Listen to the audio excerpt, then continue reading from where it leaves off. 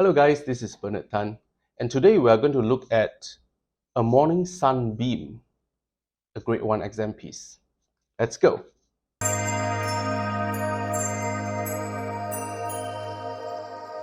So today we have this exam piece called A Morning Sunbeam, B2, from the ABRSM grade 1 exam piece by Florence B. Price. So this is a nice little piece that actually a teacher can teach the student about form and structure because it is 2 pages long, and we can actually teach the student to look at music in a certain structure. So actually it has the first A section on the first 2 systems, and then the B section for another 2 systems, and then the A section comes back again. In fact, structurally, this piece actually has a coda at the end. The very last system of it is the coda. So what is a coda? A coda is an extension of an ending of the piece. Okay, so if you look at this, at the second to the last system, actually it looks exactly like the first 2 systems until the final chord where it's supposed to happen. But it didn't happen. What happened is that the music goes on for a few bars to end. That is the coda.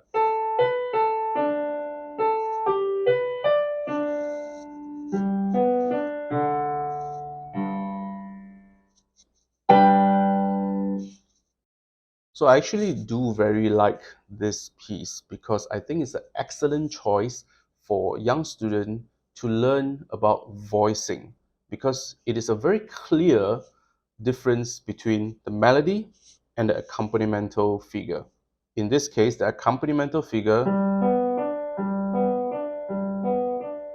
right? And then the right hand has the melody. So it's important to teach them at this stage to differentiate the levels of touch between both hands. In fact, when you go to the third system, the left hand has the melody.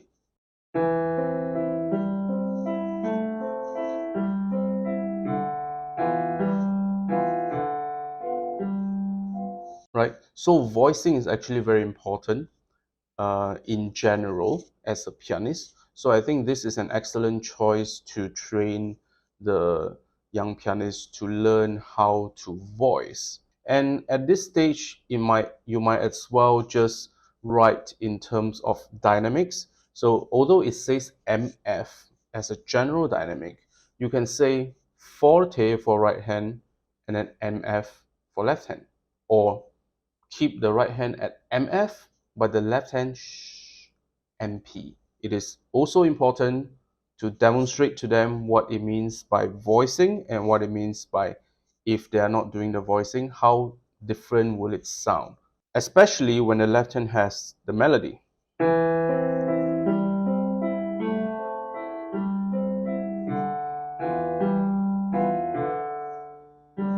So it's important for them to hear the left hand as a singing melody.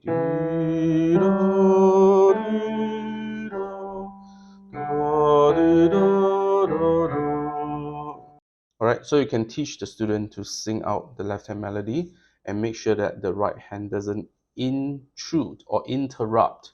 So I guess this is generally the main thing about this piece. And of course, the way you play the accompanimental figure also matters. As this one, we have the 3-note slur. Make sure that although it is in a 5-finger position, they don't play it stiff like that. Make sure that this moves as a unit.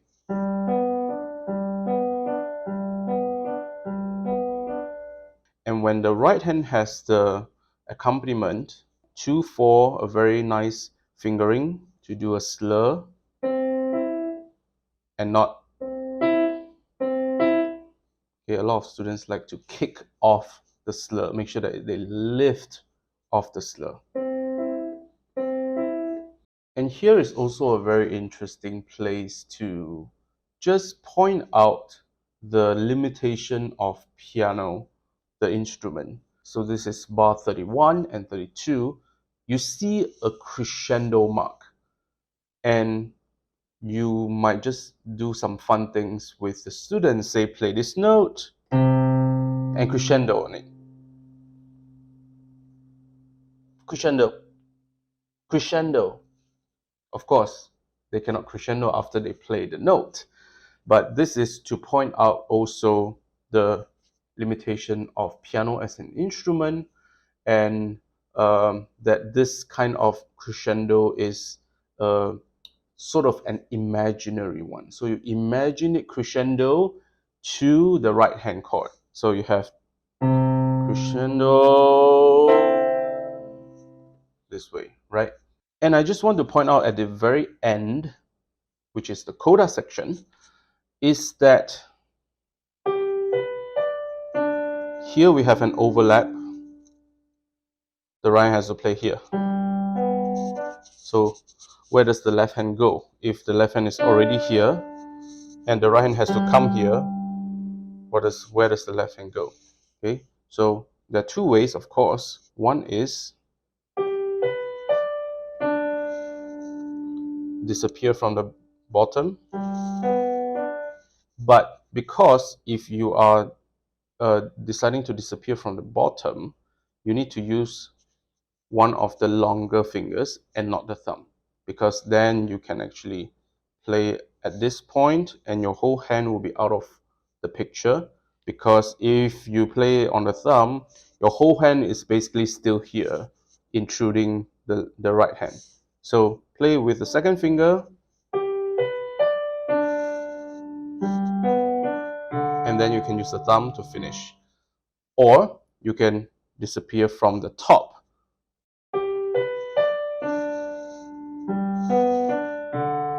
Okay, so in this case, you will play your thumb at a certain angle inside the key for the right hand to come in here. Alright, whichever way works. Alright, so that's all for this little piece. In fact, it's called the 3 Sketches for Little Pianists. So if you like this content, please like it, share it, and even subscribe for more contents like this. Until next time, bye bye.